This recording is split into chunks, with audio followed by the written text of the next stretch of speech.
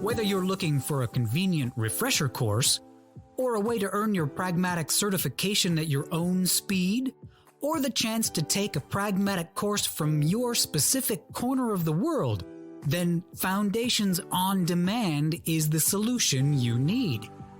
Get the same great content, tools, and templates our Foundations course is famous for in a flexible and easy-to-use online learning platform.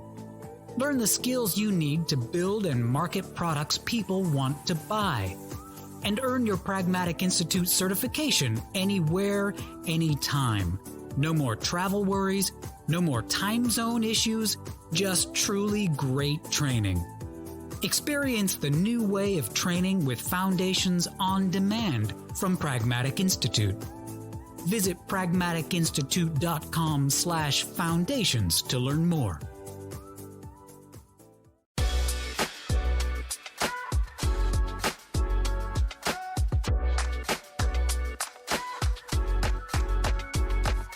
Thanks everyone for joining us today. Real quick, the disclaimer, I need to put this out here, right? These are all my own views. I will talk about my experience, but of course, change names and companies to protect the innocent, and obviously not give anything away from current or former employers. But I do want to tell you just a little bit about my background, not for any other reason other than to let you know what lens I see product management through. And so my experience really has gone from startup, large enterprise, I've been in higher ed, I've held multiple roles, but the biggest thing is that I see products through the lens of B2B for the most part. And so a lot of this will be B2B. You'll hear my examples will be B2B because I don't want to take other people's examples.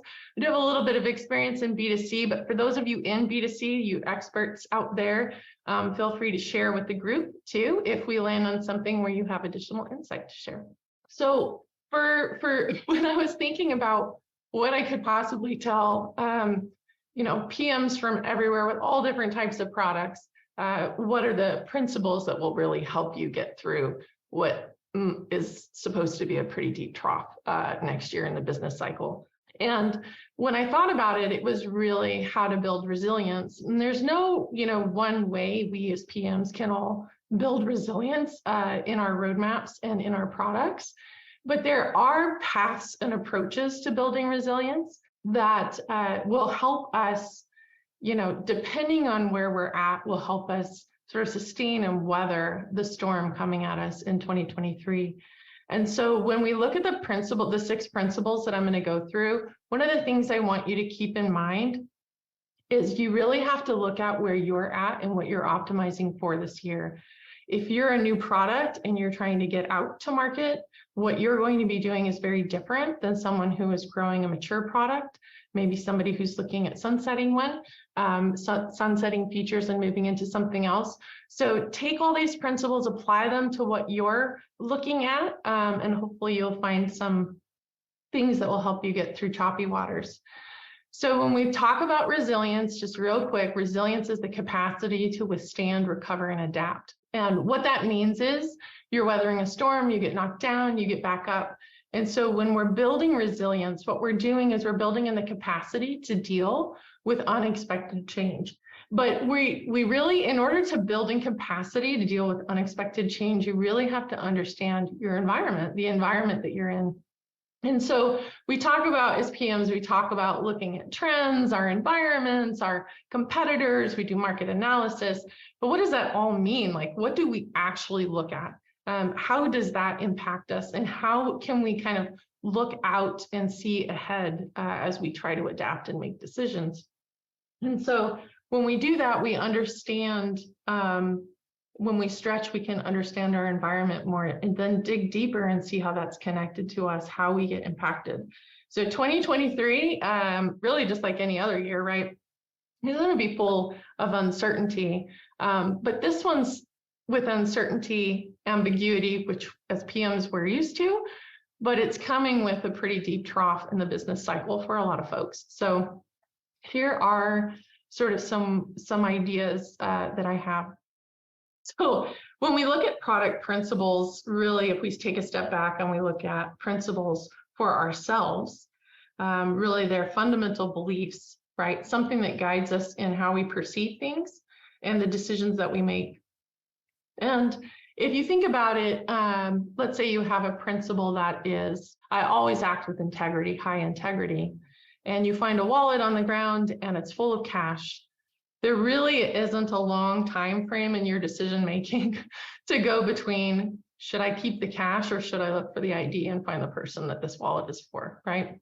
And so when you live your principles consistently, it defines who you are. It creates, it helps you decide what your behaviors are going to be.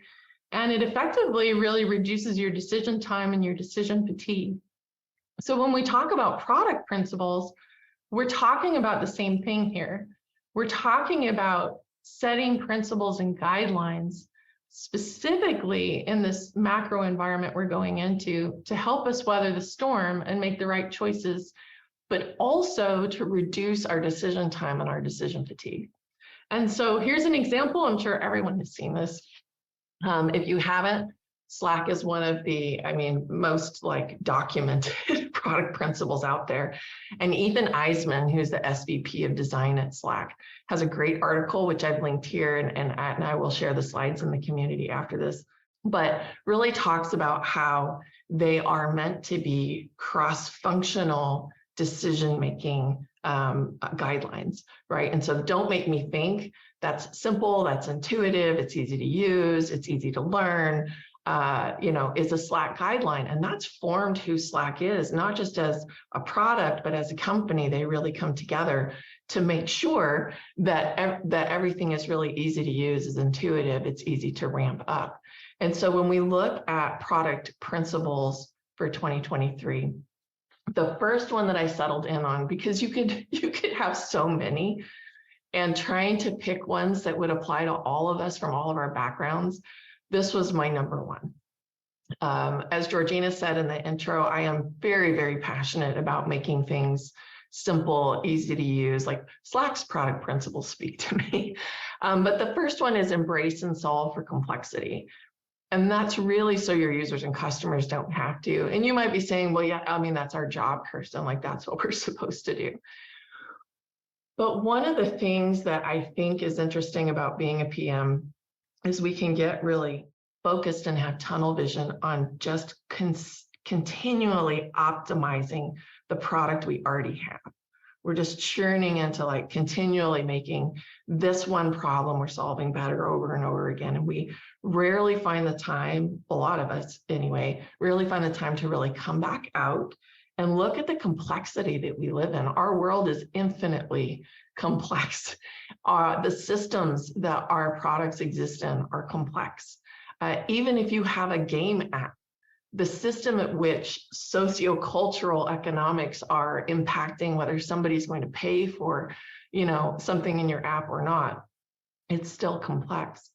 And so to navigate these complexities, really, we have to zoom out and look at them. So the first thing about embracing complexity is keeping a pulse on the macro environment. And I've picked 5 things from macro. I promise I'm not going to make you go back to collegiate macroeconomics, but I do want to point out a few things that's really important for you to keep your pulse on. You may have departments that do this for you. For example, you may have a legal department, so you don't have to know that GDPR is coming. They will tell you, right? But for economic factors, this one's just, I think, is probably obvious to everyone, but when purchasing power goes down, spending goes down, which means revenue goes down, and we optimize for revenue in a lot of ways. And so keeping an eye on inflation, for example, can cyclical businesses take out loans? Can they borrow the money they need to continue to operate? If not, their spending will go down, and the same for consumers. When we look at political and legal factors, we're talking about, for example, technology or compliance legislation. As PMs, we really have to enforce compliance in our products.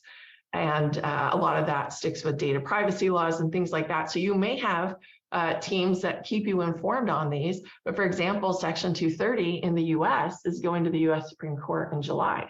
And so that could have a huge impact on social media companies, on websites and what they display. So kind of having those and understanding what might be coming your way there is important. The same thing with technological factors in your macro environment. So if you look at an example of, innovation and maturity, we have the rise of the internet was pretty big, the rise of cloud computing, the evolution of AI. We have ChatGPT now to play with, and our impending cookieless world coming next year. And so there are changes that are going to impact what we can and can't do with our products that we really need to know about when we're looking at this macro environment. The ecological factors are important, especially for those who are working in hardware. So if you ship phones or something like that, the raw materials matter, your supply chain matters. Being environmentally friendly can really matter. Sustainability is a big piece of corporate social responsibility. And so in our sociocultural factors, we have society is demanding that we have sustainability, or that we have goodwill from corporations. And Ryan Roslansky even said, those companies that put together doing well, doing good for the world, and doing well in business are really going to succeed. And so when we see those all together, they become really important influencers for where your product likely needs to go. And then in the sociocultural factors, I just want to call out one more thing in there. There is a huge shift. The pandemic was like a huge light that shined on all of us, where we came out of that and said, life's short. I want to work on something meaningful. And so meaningful work is one of the things you can actually give the world and your team as you go through and prioritize. So the other thing that we're going to zoom in just a little bit more from all the way out there, and we're going to look at our industries.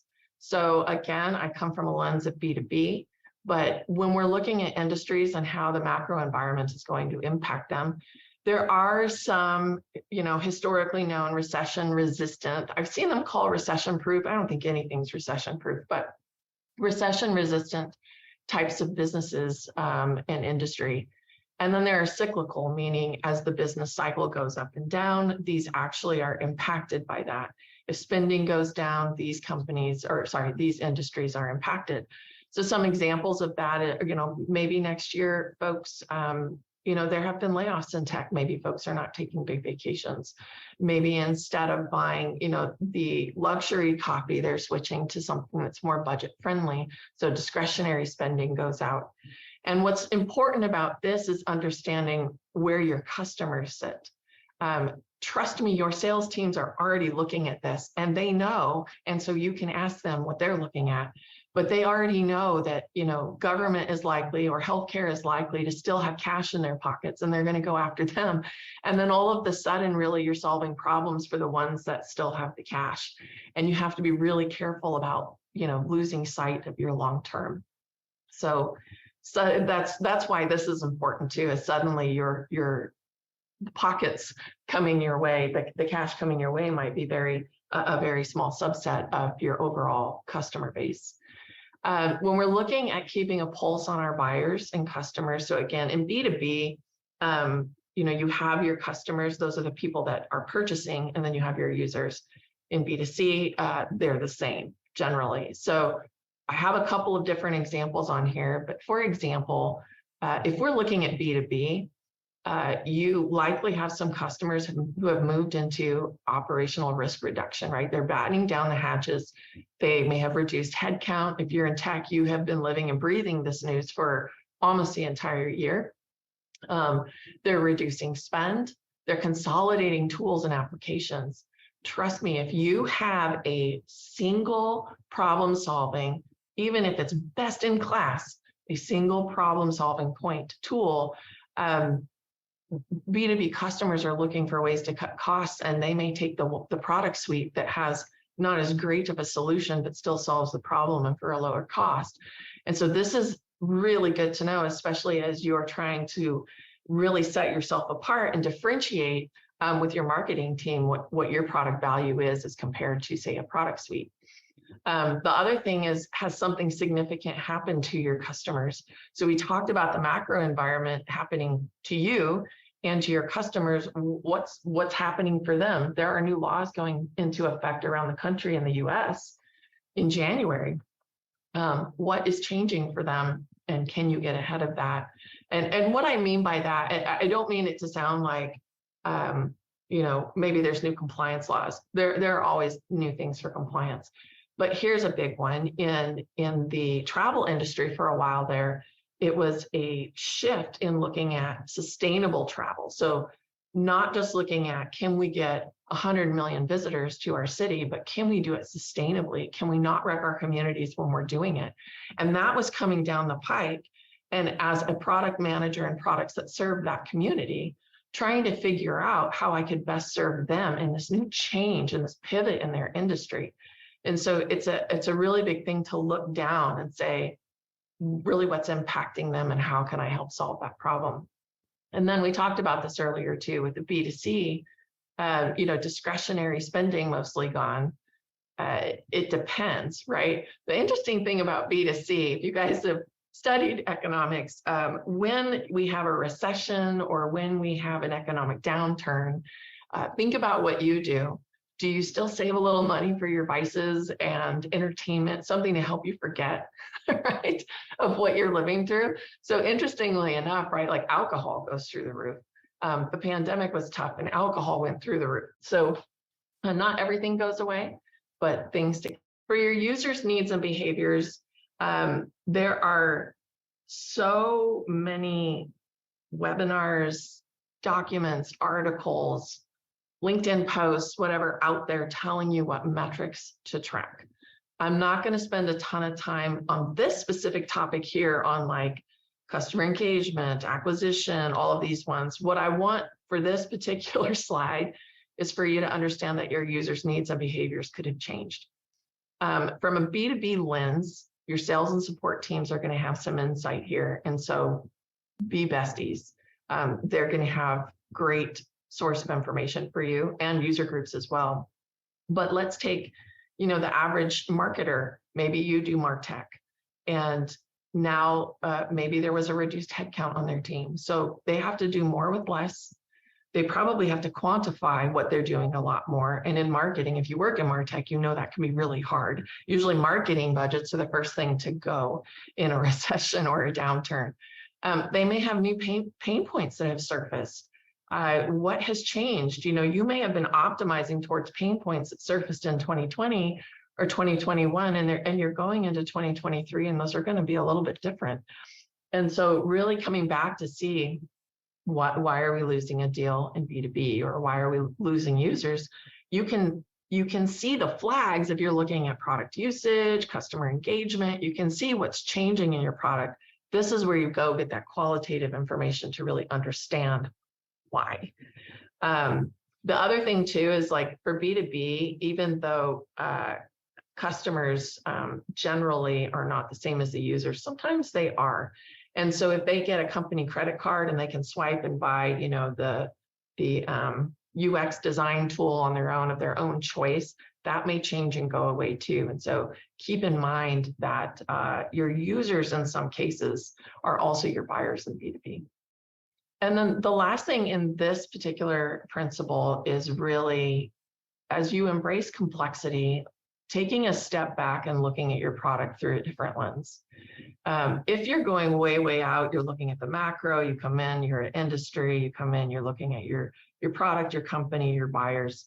Go in just a little bit more and look at your product to see if you have some uncovered hidden value there.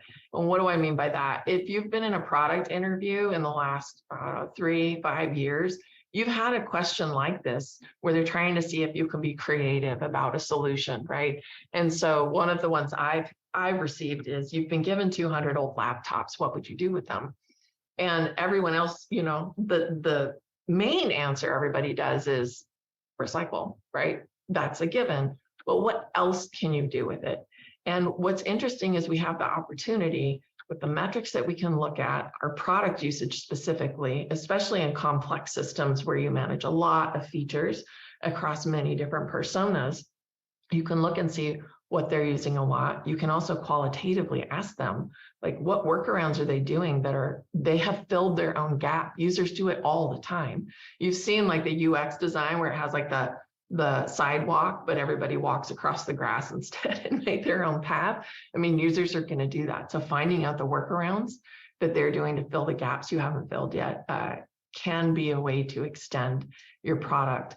And then what other jobs to be done? I'm going to dig into this a little bit more in a separate slide. So I am going to move on from here into principle number 2. I'll probably pause around principle 3, but let me know, Georgina, just feel free to pop in if you see anything that might be timely for a question. So product principle number 2, I think is really important. Be customer intimate. I do not mean fall in love, although you should absolutely be in love with your customers' problems. You should be in love with your customers' problems. But what being customer intimate means, it's really around customer intimacy. And so it's understanding your customers' problems end to end holistically. And the reason that you want to do that is so that you can solve more of their problems.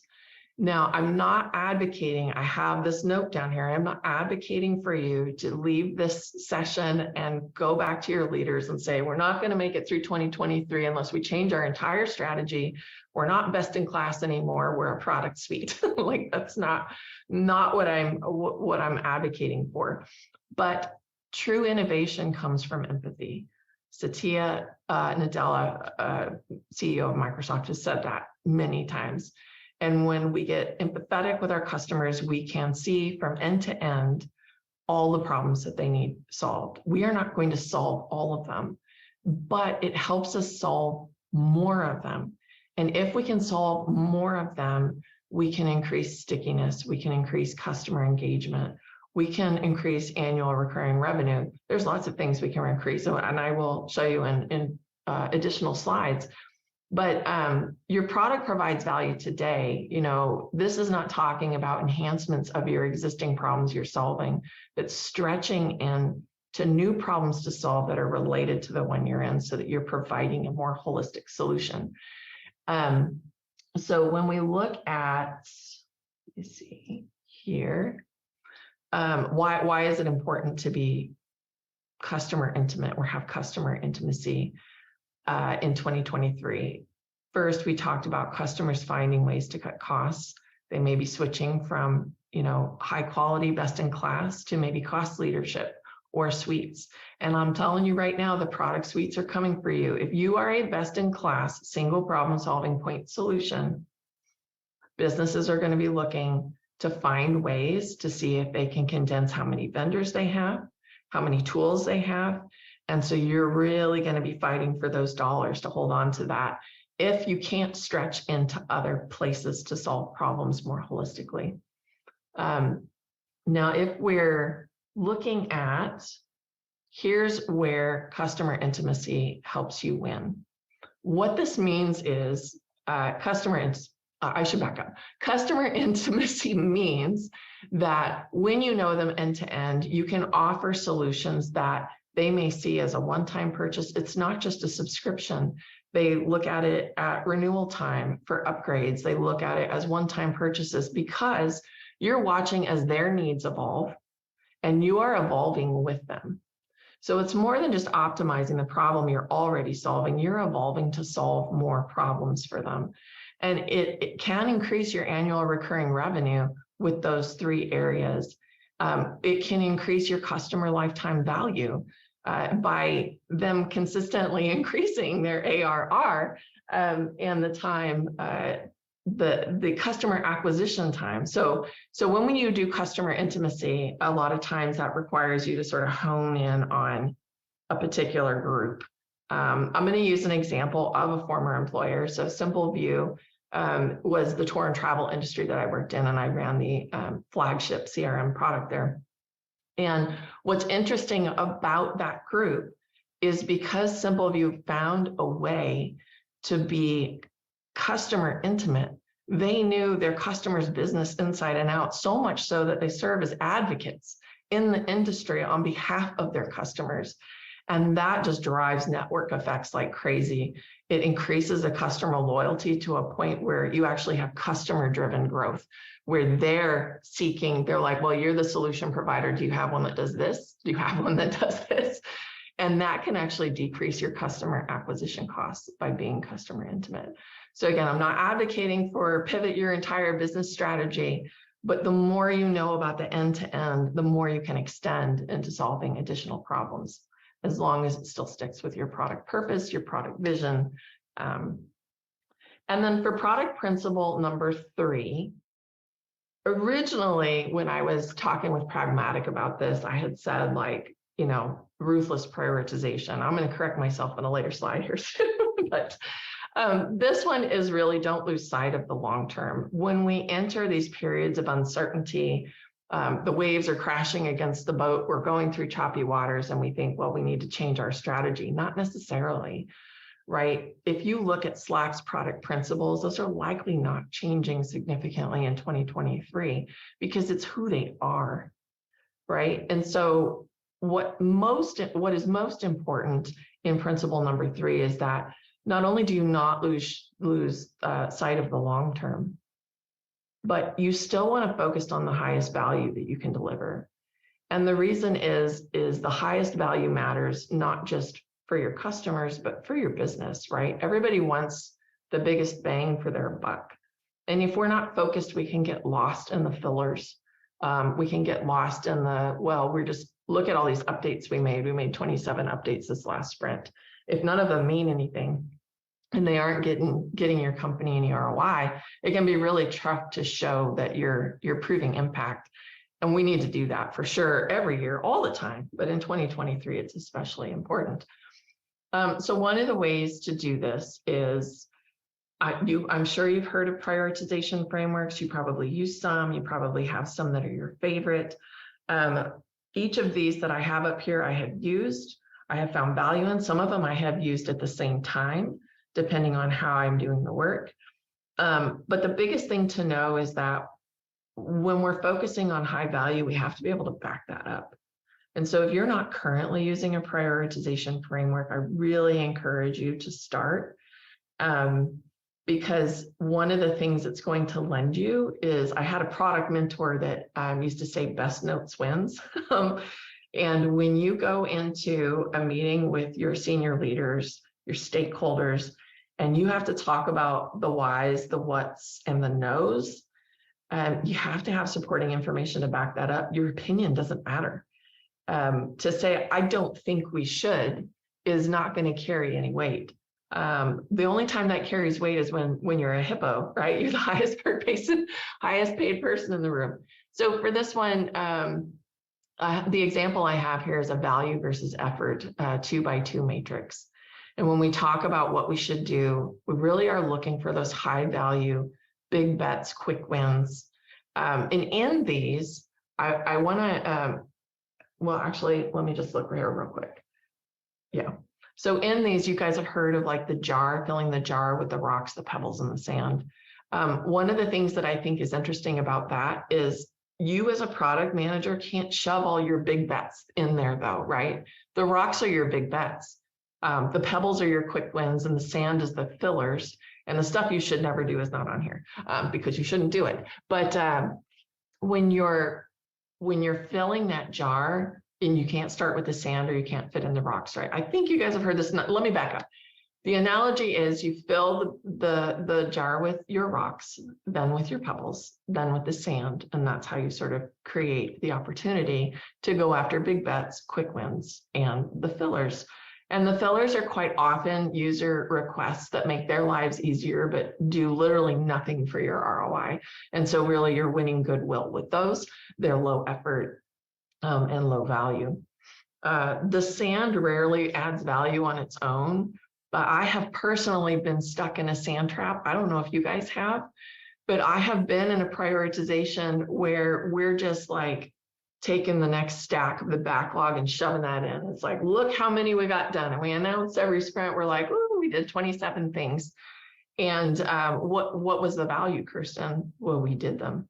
We delivered all of them. It's fantastic. Look at what we got done. Okay. When we prioritize output over our outcomes, that's when we get into trouble. So you can't get all of your big bets in, but it's really important to make sure that you are prioritizing. And the reason is doing this can affect based on where you're at. So if you're focusing on gaining new customers, you want to prioritize acquisition. So acquisition might be part of a weighted prioritization system that you're using. So you see here under the value versus effort complexity, I've used product plan, AHA. I'm not trying to sell anybody's product, although if you're here, love it. They have backlog prioritization boards. And so you can go in and work with your product leadership, your sales leadership, and say what's important to us. And then it helps you rank. And then everybody can see it because you're bringing everybody on board. Why is that important for resilience? Because you really have to bring everyone on board. I mean, when you normally have to bring everyone on board just to get funding, it's going to be particularly difficult going into 2023 for a lot of us. And so having best notes really does win. I'm going to pause there, Georgina, real quick and take a drink of water. Any questions so far? Folks, if there are questions that you want to chat about now before we move into the rest of the discussion, please pop those into the Q&A. So far, Kirsten, there has been some really good discussion and a lot of validation as well about some of the points that you brought up. A couple folks attesting to the transition from a best-in-class to a suite solution that is already appearing to be an area that is happening. And then Sean also recommended a book called What the Heck is EOS that goes into the rocks, pebbles, sand analogy a little bit and touches on it as well. I love it. Thanks, Sean. My favorite thing is books. I buy so many books, I haven't read them all, and I'm very glad they're digital now. So if anybody here manages digital books, thank you. Thank you for making it so I don't have to haul books everywhere. That's great. It was called What to Know About EOS. Mm-hmm. Awesome. Thank you, Sean. And then we were also talking a little bit about career cushioning, which I think is a really interesting perspective on this conversation, looking at it through the lens of organizational success and also looking at it through the lens of personal success, right? And kind of comparing those things. But I will pose one question to you now, and then we can kind of circle back on some of those group conversations after. Do you have any tips about how you were able to get out of the quicksand and how you suggest that others avoid getting stuck in the quicksand, as you say? Oh, yes. It takes time though.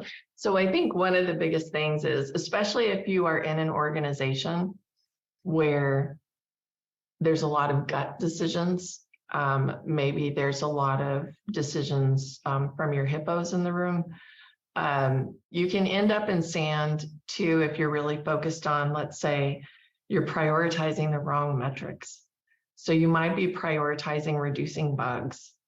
Reducing bugs is not going to fix your customers' problems.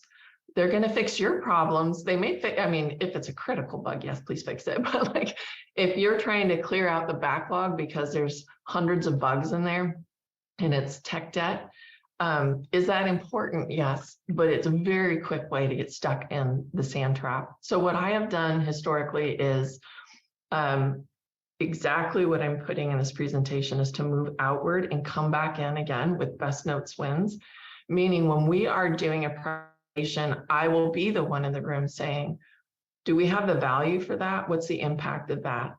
And one of the greatest things that that you can do is if the team is not used to that, or even your leadership is not used to that, trust me, your marketing team wants to know this information. So you can even say like marketing needs to know what value we are selling our customers and really get into bringing that to the table. I promise you, if you sit in meetings with your leadership team right now and they don't generally use data and you walk in with data, like here's the trends, here's what I'm seeing in the macro environment, you know, guys, cookie list is coming up.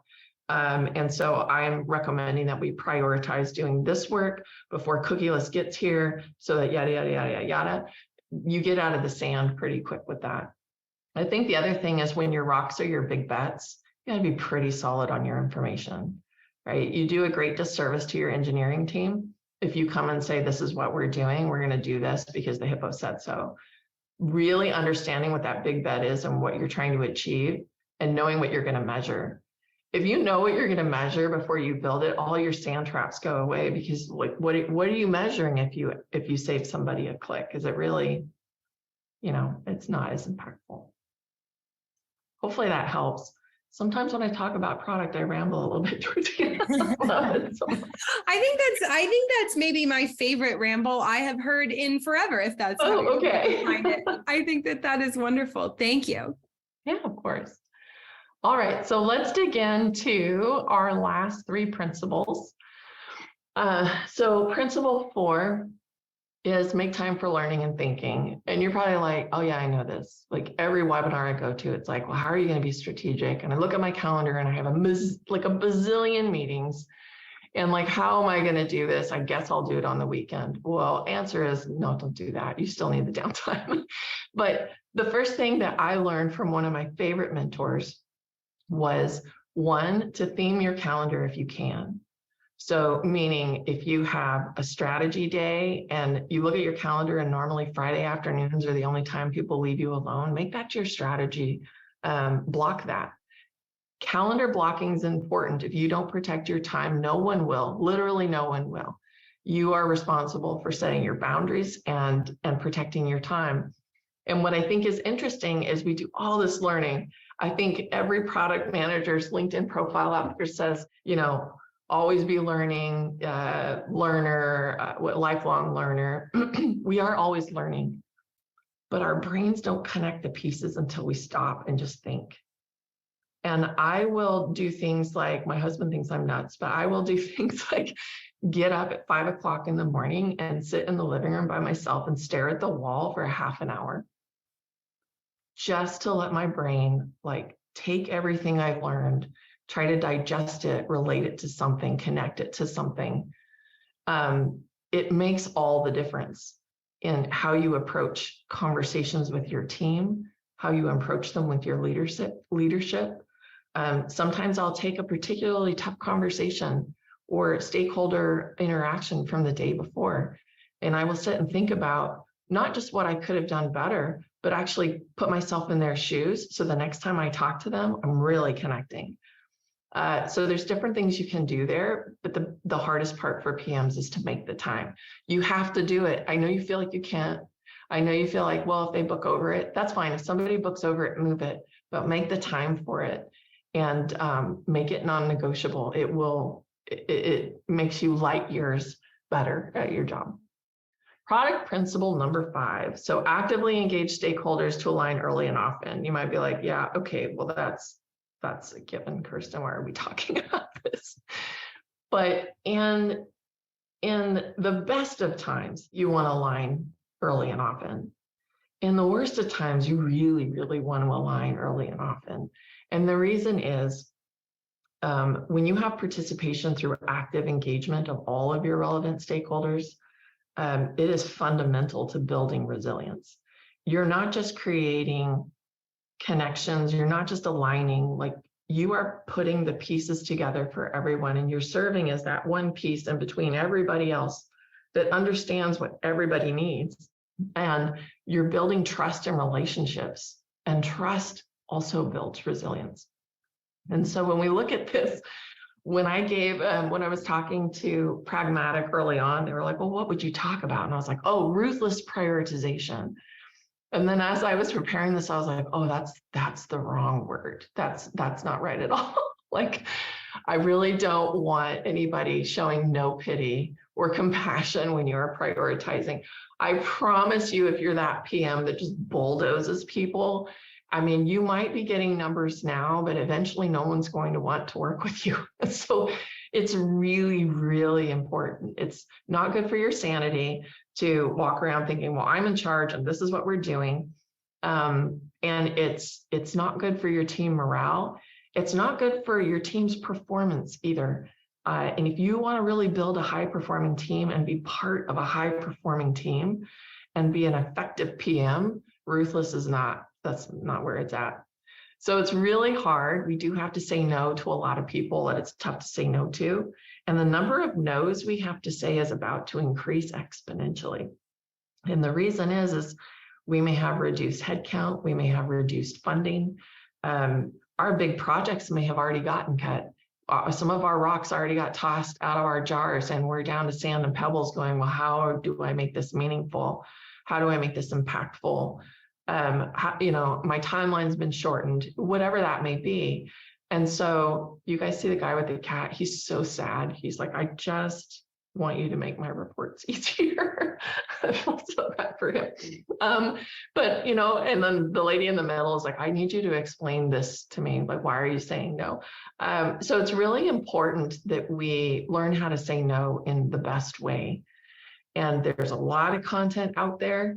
I'm not trying to replace all of that, but this is what works for me in saying no. And really what it requires is that you connect all the dots. And so you have to understand what their goals and objectives are. When you're talking to a cross-functional partner, whether it's UX, engineering, maybe it's marketing, like what are they after? It will tell you why they're asking you for what they're asking. What do they have to optimize for in 2023? What are their pain points when it comes to supporting your product? And then how is 2023 impacting them?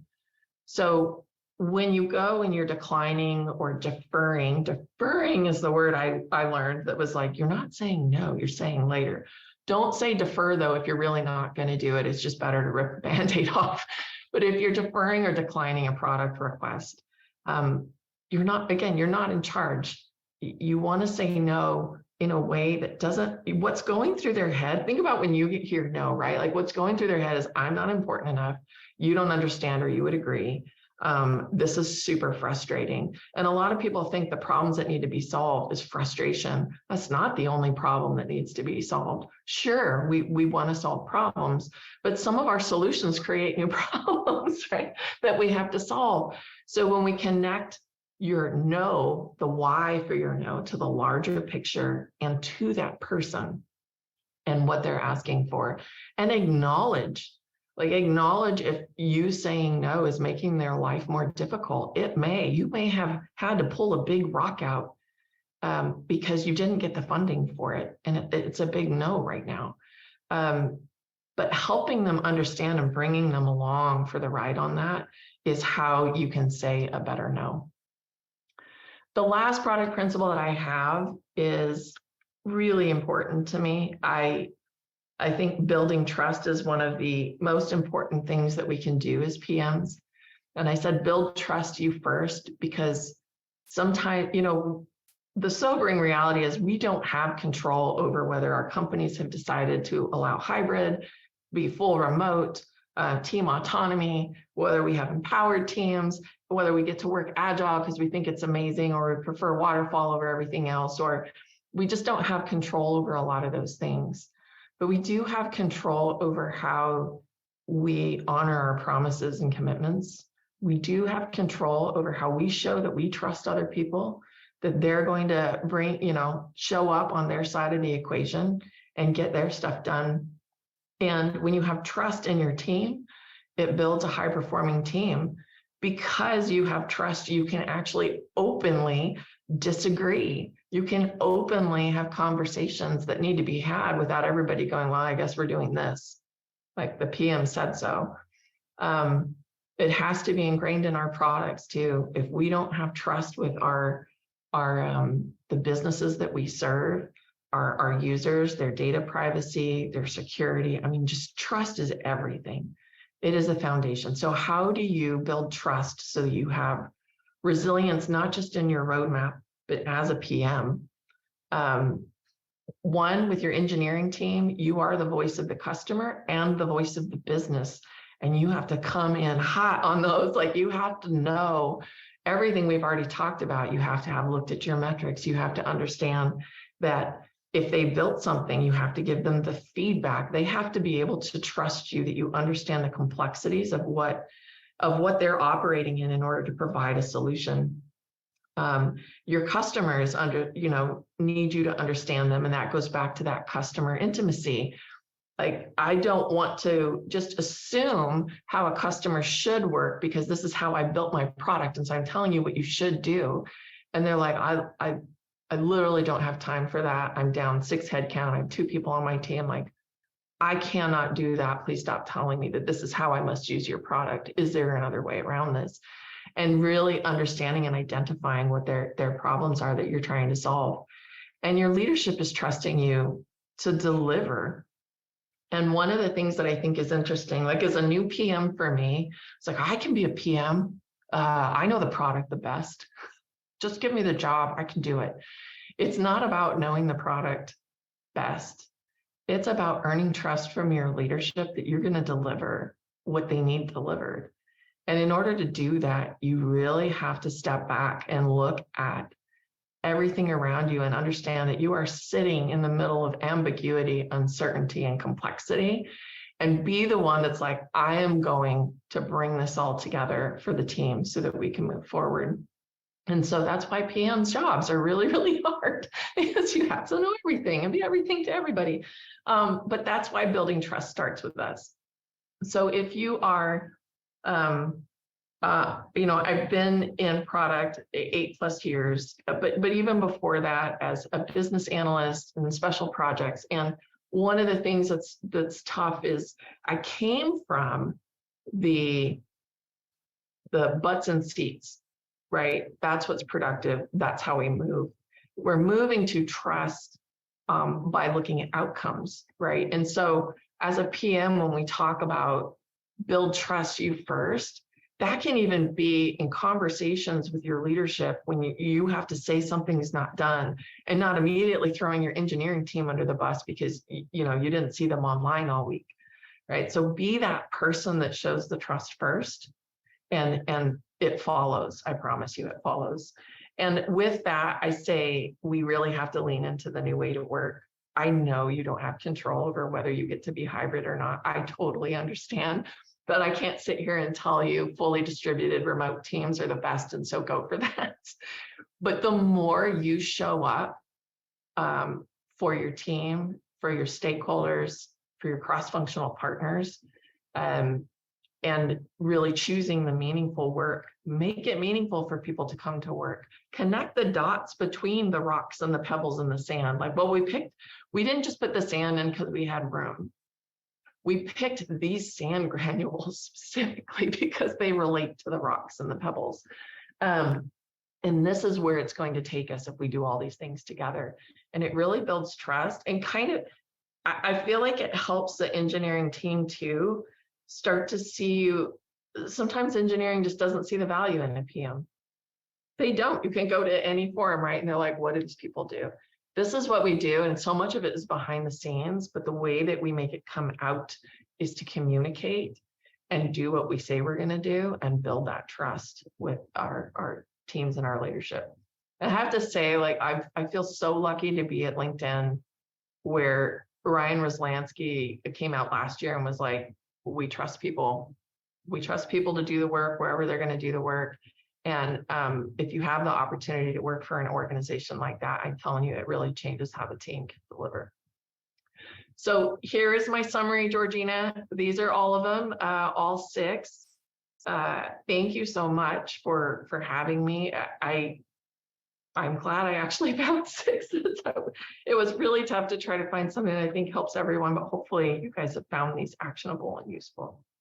I think that is a resounding yes. I think they absolutely have been. There has been a tremendous amount of chat in the chat box. I think that folks have really resonated with the balance of ruthlessness of having to say no, but not living your life as a type A bulldozer that sometimes you are pigeonholed as, or maybe you convince yourself that that's what you're supposed to look like if you're in a PM role. So really balancing ruthlessness for your priorities with compassion and trust for those that you are working with and building relationships around. So I think that has been a really high touch point there in the chat.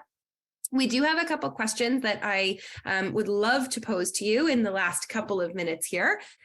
So thinking about as you're trying to work with your stakeholders, right? Do you have any suggestions for how to combat stakeholder fatigue when your users are maybe a little bit reluctant to give you the data that you need to convince your stakeholders, right? So like when your users are like, I don't want to have another conversation. I'm tired of taking surveys. But you still want to come in with top-notch notes to your stakeholder conversations. Where do you go from there?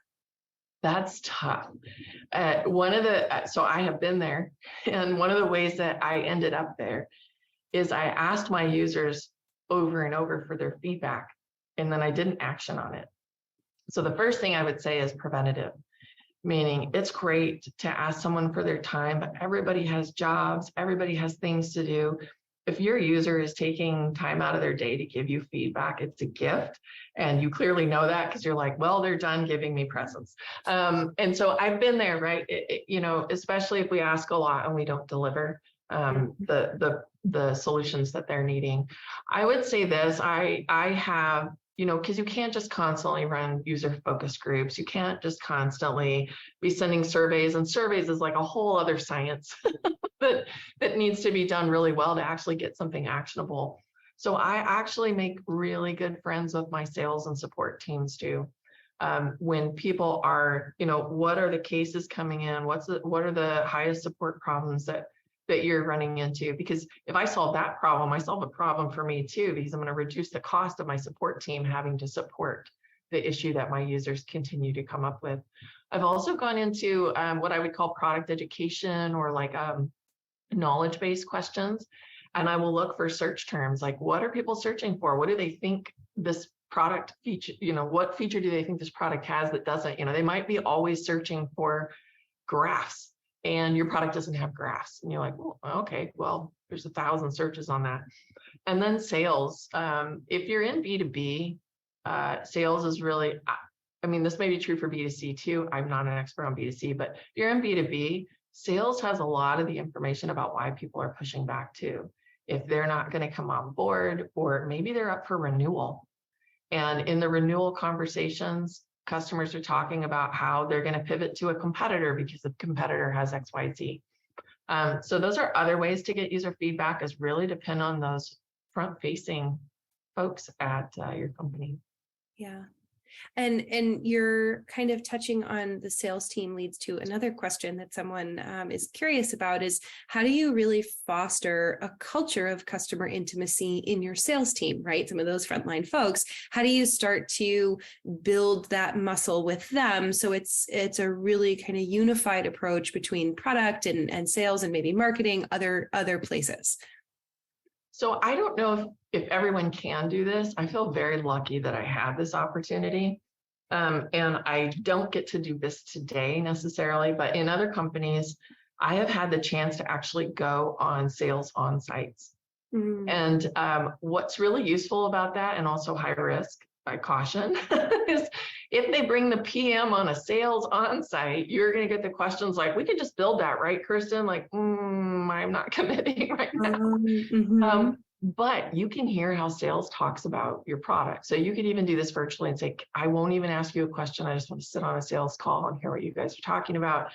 And you can hear how sales pitches your product. I remember the first time I went on one, I was like, wait a minute, this is how you guys are selling it? Like, I didn't know that was the value that was resonating.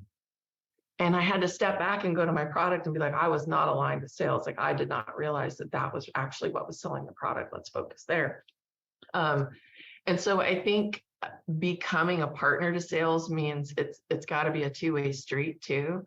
Mm-hmm. I mean, you have to be careful about going on sales on-sites, but if you're allowed to sit in on a sales call, sometimes you can even go into your sales system. So maybe your company CRM and see sales notes and kind of take your perceptions from there. Did that answer the question? The question was really, how can you build the relationship, right?